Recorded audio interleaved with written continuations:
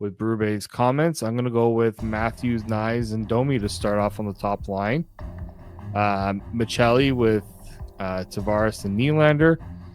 I think it's almost a lock that Dakota Joshua and Nicola Waugh are going to be on the third line. Right now, I'm going to have Kelly Yarncroc as the third man on that line. Okay. Just for the defensive situations. And then I think it's going to be Scott Lund, Steven Lorentz, and then let's throw Nicky Bobby on that fourth line, which, I mean, it's not the ideal fourth line, but that's kind of how I kind of see things right now. Something tells me you forgot a man. Who did I forget?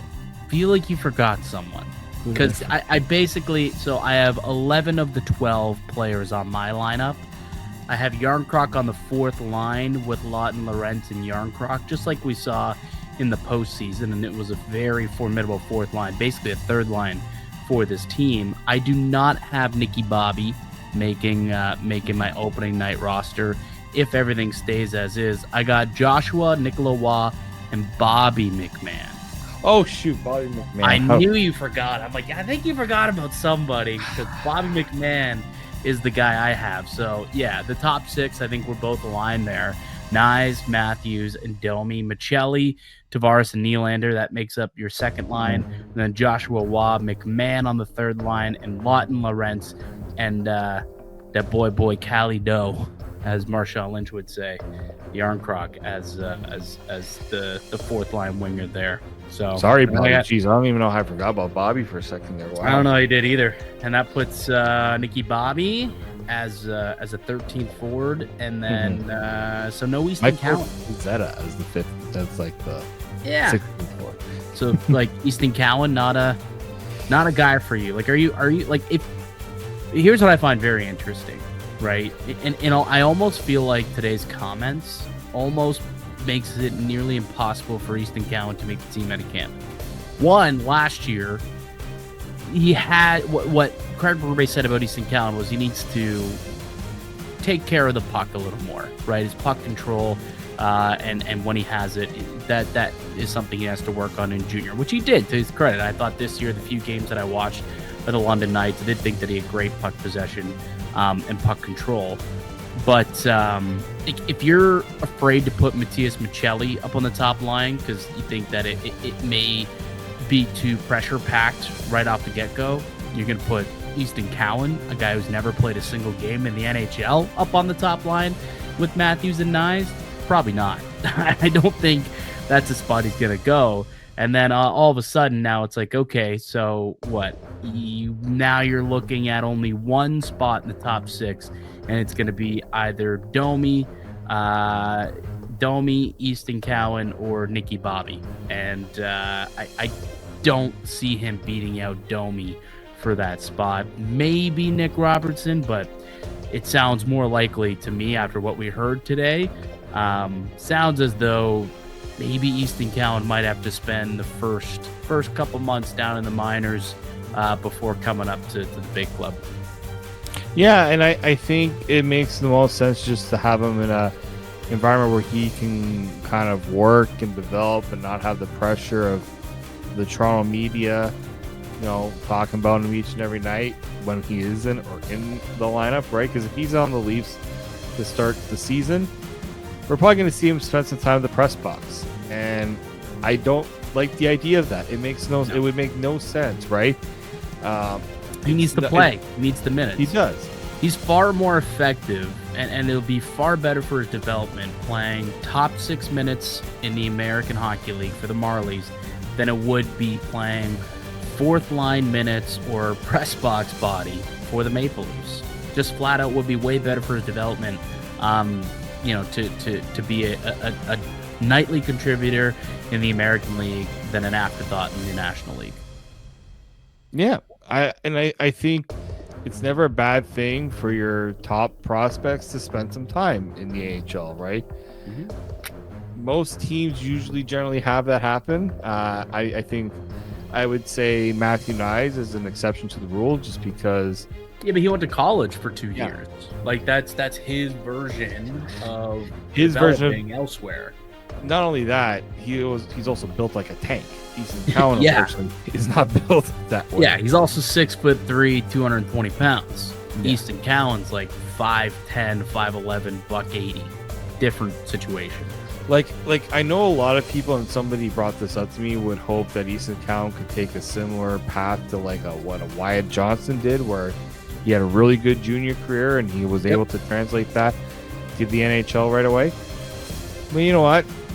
There's no reason why he can't do that, even if he was in the AHL. Like Wyatt Johnson, when it came to Dallas, took advantage of an opportunity that was presented to him, where there was a clear need for him to be there right off the hop. I'm okay if Easton Cowan doesn't have, if he has to take a bit of a different path. And I know there's a lot of people that are still bullish on what he can be as an NHL prospect. Well, he's not a finished product, and that's fine, because he's going to have a lot. They're trying to do this the right way with him, and I think that's the important thing to take from what Berube's had to say is they're okay being patient with Easton Cowan. I think the rest of the fan base is going to have to show some patience with him as well. Yeah, 100%. So don't be alarmed if the Maple Leafs break camp and Easton Cowan is not part of the 23-man roster when they kick things off and play the Montreal Canadiens on night 1 or game 1 of the NHL season on night 2 of the NHL season. But we'll see. I mean, I hope I'm wrong. I'll say that, because the ceiling of Easton Cowan is far higher than it is of Max Domi. So if he could come and beat out Domi and earn a top 6 or top line role at the club, I think that's best case scenario for the Maple Leafs. Yep. I just think it's less likely that it happens right away. I think that he will need a little bit of seasoning before being given a role like that. All right, more pressure on Matthews or more pressure on Marner heading into the upcoming season. We'll have that discussion next here in the Locked On Leafs podcast, part of the Locked On Podcast Network. It's your team every day. Today's episode is brought to you by FanDuel. The NFL season is here, and FanDuel is making sure you're ready for kickoff with a can't-miss offer. Right now, new customers can bet just $5. If your bet wins, you'll get $300 in bonus bets to use across the app.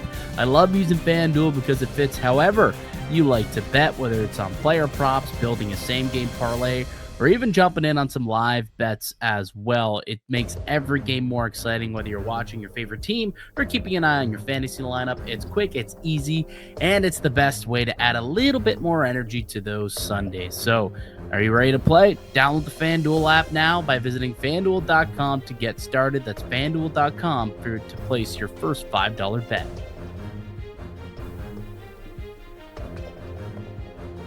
Welcome back into the Locked On Leafs podcast. Mike DiStefano, Dave Morisuti with you as we are each and every day, Monday to Friday, on the Locked On Leafs podcast, free and available wherever you get a podcast and also on YouTube.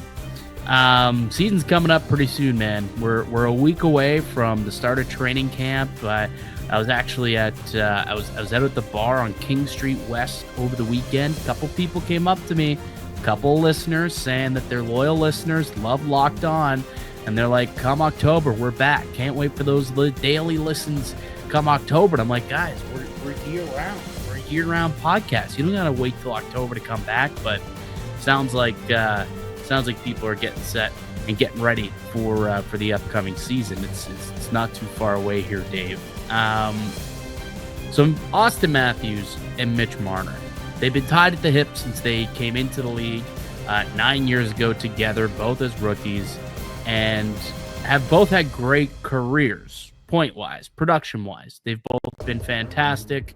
The team, not as much success, obviously. But it's very interesting when you look at them going into this season. Obviously, Marner departs, and now